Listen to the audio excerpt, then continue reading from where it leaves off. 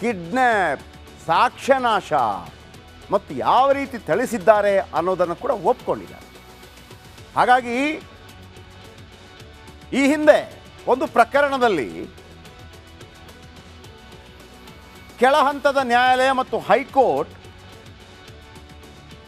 ಕೊಲೆ ಕೇಸ್ನಲ್ಲಿ ಒಂದರಲ್ಲಿ ಜಾಮೀನು ಕೊಟ್ಟಿತ್ತು. ಜಾಮೀನು ಕೊಟ್ಟ ನಂತರ ಹೈಕೋರ್ಟ್ ಆ ಜಾಮೀನಿಗೆ ತಡೆ ಕೊಟ್ಟು ಅವರನ್ನು ವಾಪಸ್ ಅರೆಸ್ಟ್ ಮಾಡಲಿಕ್ಕೆ ಹೇಳಿತ್ತು. ಆಗ ಕೆಲವು ಪ್ರಮುಖ ಅಂಶಗಳನ್ನು ಸುಪ್ರೀಂ ಕೋರ್ಟ್ ಹೇಳಿತ್ತು.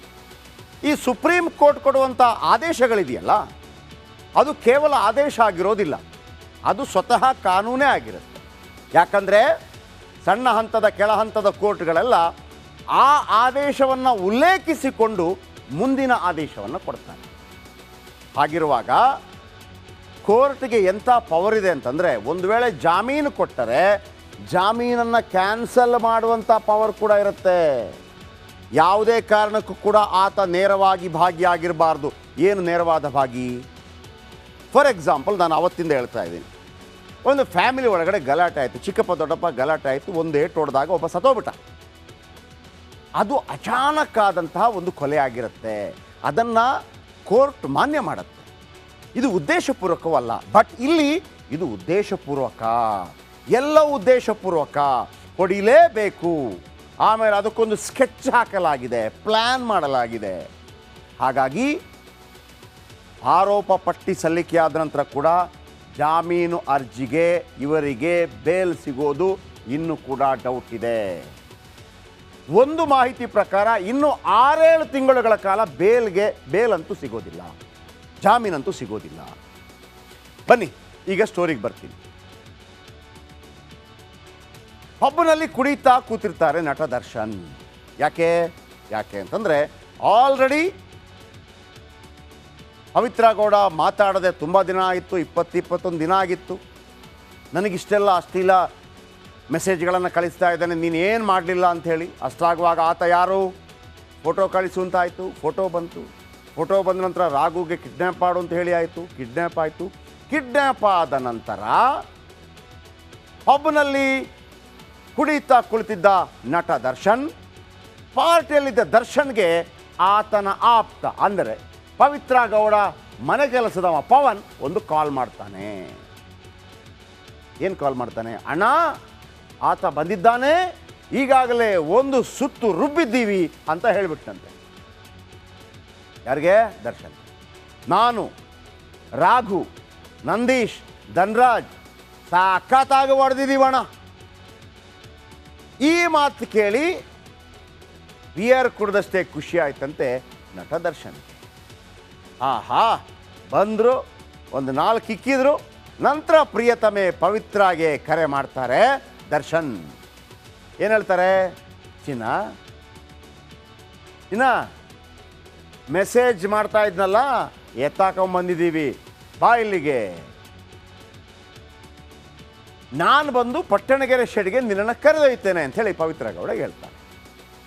ನಂತರ ಪವಿತ್ರ ಗೌಡ ಮನೆಗೆ ಹೋಗ್ತಾರೆ. ಪಬ್ಬಿನಿಂದ ಪವಿತ್ರ ಗೌಡನ ತಮ್ಮ ಗಾಡಿಯಲ್ಲಿ ಕೂರಿಸ್ಕೋತಾರೆ.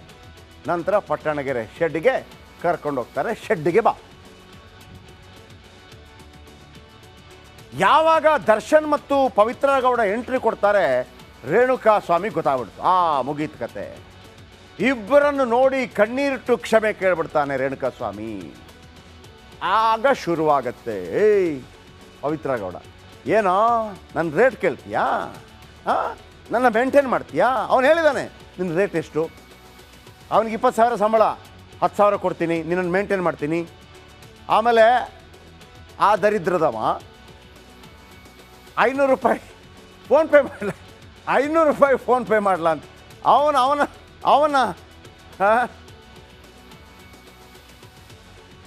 ಅವನ ಕೆಪಾಸಿಟಿ ಆಧಾರದಲ್ಲಿ ಅವನು ಹೇಳಿದ್ದಾನೆ 500 ರೂಪಾಯಿ ಫೋನ್ಪೇ ಮಾಡಲ. ಆಮೇಲೆ ಗೊತ್ತಲ್ಲ, ರೇಣುಕಾ ಸ್ವಾಮಿ ಕ್ಷೇತ್ರ ದರ್ಶನ ಮಾಡಿಸಿದ್ದಾನೆ, ತನ್ನ ಕ್ಷೇತ್ರದ ಫೋಟೋ ಕಳಿಸಿದ್ದಾನೆ. ಇದನ್ನು ಕೇಳ್ತಾಳವಳು, ಏನೋ ಫೋಟೋ ಕಳಿಸ್ತೀಯನೋ, ನನ್ನ ಮೇಂಟೈನ್ ಮಾಡ್ತೀಯಾ, ನನಗೆ ದುಡ್ಡು ಕೊಡ್ತೀಯಾ, ನನ್ನ ಇಟ್ಕೋತೀಯಾ? ಆಗತ್ತೆ ನನ್ನಿಂದ ವಾಕರಿಕೆ ಬರುವಂತೆ ಫೋಟೋ ಕಳಿಸ್ತೀನಾ? ಹಿಂಗೆ ಹೇಳ್ತಾ ಇರಬೇಕಾದ್ರೆ ಒಂದೊಂದು ಪೆಟ್ಟು ಬೀಳ್ತಾನೆ ಇತ್ತು. ಹೇಳ್ತಾ ಹೇಳ್ತಾ ರೇಣುಕಾ ಸ್ವಾಮಿಗೆ ಚಪ್ಪಲಿಯಲ್ಲಿ ಹೊಡಿತಾಳೆ ಪವಿತ್ರ ಗೌಡ. ಇದು ಹೇಳ್ತಿರ್ಬೇಕಾದ್ರೆ ಪ್ರೇಯಸಿ ಚಿನ್ನ ಈ ಥರ ಹೇಳ್ತಿರ್ಬೇಕಾದ್ರೆ ಚಿನ್ನಾಗೆ ಎಷ್ಟು ಬೇಸರವಾಗ ಅಣ್ಣಾಗೆ ಕೋಪ ಬರಬೇಕಲ್ಲ, ಚಪ್ಪಲಿ ಕಸ್ಕೊಂಡು ದರ್ಶನ್ ಕೂಡ ಹೊಡ್ತಾರೆ. ಆ ಸಂದರ್ಭದಲ್ಲಿ ರೇಣುಕಾ ಸ್ವಾಮಿ ಎದೆ ಮೇಲೆ ಕಾಲಿಟ್ಟು ಅದುಮುತ್ತಾರಂತೆ ದರ್ಶನ್. ಏನೋ ಹಿಂಗೇ ಹೇಳ್ತಾರಂತೆ, ಅಂದರೆ ಚಾರ್ಜ್ ಶೀಟಲ್ಲಿರೋದು, ನನ್ನ ಹೆಂಡತಿಗೆ ಕೆಟ್ಟದಾಗಿ ಮೆಸೇಜ್ ಮಾಡ್ತೀನೋ, ಅದ್ರದ್ದು ಫೋಟೋ ಕಳಿಸ್ತೀನೋ ಡ್ಯಾಶ್ ಮಗನೇ, ಅಂಗಾಂಗಳ ಫೋಟೋ ಕಳಿಸ್ತೀನೋ ಡ್ಯಾಶ್ ಮಗನೇ, ನಿಂದಿಸ್ತಾ ಏಯ್ ಪವನ್ಗೆ ಹೇಳ್ತಾರಂತೆ, ಏಯ್ ಬಿಚ್ಚ ಅವನ ಪ್ಯಾಂಟು, ಬಟ್ಟೆ ಬಿಚ್ಚಿಸ್ತಾರೆ ದರ್ಶನ್. ಆಮೇಲೆ ವಿನಯ್ಗೆ ಹೇಳಿ ಕರ್ಕೊಂಡೋಗೋ ಪವಿತ್ರ ಗೌಡನ ಮನೆಗೆ ಕಳಿಸ್ತಾರೆ ದರ್ಶನ್. ಈಗ ಪವಿತ್ರ ಗೌಡ ಮನೆಗೆ ಹೋಗಿರ್ತಾರೆ. ನನಗನ್ಸುತ್ತೆ ಪವಿತ್ರ ಗೌಡ ಮನೆಗೆ ಹೋಗಿರೋ ಕಾರಣಕ್ಕಾಗಿ ಕೊಲೆ ಆದಾಗ ಪವಿತ್ರ ಗೌಡ ಒಂದು ವೇಳೆ ಇಲ್ಲದೇ ಇದ್ದರೆ ಇವರೆಲ್ಲ ಒಳಗಾಗ್ತಾರೆ, ಪವಿತ್ರ ಗೌಡ ಹೊರಗೆ ಬಂದುಬಿಡ್ತಾರೆ ಅಂತ ಅನಿಸುತ್ತೆ. ಯಾರು ಮುಖ್ಯ ಕಾರಣನೋ ಪವಿತ್ರ ಗೌಡ ಹೊರಗೆ ಬಂದು ಉಳಿದವರೆಲ್ಲ ಒಳಗಾಗಿರುವಂಥ ಸಾಧ್ಯತೆ ಇದೆ. ಇನ್ನು ದರ್ಶನ್ ಎಷ್ಟು ಅಹಂಕಾರ ತೋರಿಸ್ತಾರೆ ಇಲ್ಲಿ ಅಂತ. ಓಕೆ, ಪವಿತ್ರಾಗೆ ಗುಪ್ತಾಂಗದ ಫೋಟೋ ಕಳಿಸಿದ್ದ ರೇಣುಕಾ, ಗುಪ್ತಾಂಗ ದರ್ಶನ ಮಾಡಿಸಿದ್ದ ದರ್ಶನ್, ಪ್ರೇಯಸಿಗೆ ಗುಪ್ತಾಂಗ ದರ್ಶನ ಮಾಡಿಸಿದ್ದ ರೇಣುಕಾ ಸ್ವಾಮಿ. ಪವಿತ್ರ ಗೌಡ ಬಳಿ ರೇಟ್ ಕೇಳಿದ್ನಂತೆ ರೇಣುಕಾ ಸ್ವಾಮಿ. ಇದು ಉರಿದಿರೋದು. ಪವಿತ್ರ ಅಲ್ಲದೆ ಇನ್ನಷ್ಟು ಮಹಿಳೆಯರಿಗೆ ಸಂದೇಶ ಕಳಿಸಿದ್ದಾನೆ ರೇಣುಕಾ ಸ್ವಾಮಿ. ಗೌತಮ್ ಎಂಬ ಖಾತೆಯಿಂದ ಹಲವು ಸ್ತ್ರೀಯರಿಗೆ ಮೆಸೇಜ್. ಈತ ರೇಣುಕಾ ಸ್ವಾಮಿ ಅಂತ ಇಟ್ಕೊಂಡಿಲ್ಲ, ಗೌತಮ್ ಅಂತ ಇಟ್ಕೊಂಡಿದ್ದಾನೆ. ಅಶ್ಲೀಲವಾಗಿ ಸಂದೇಶ ಕಳಿಸ್ತಾ ಇದ್ದಂತೆ ರೇಣುಕಾ ಸ್ವಾಮಿ, ಚಾರ್ಜ್ ಶೀಟಲ್ಲಿದೆ.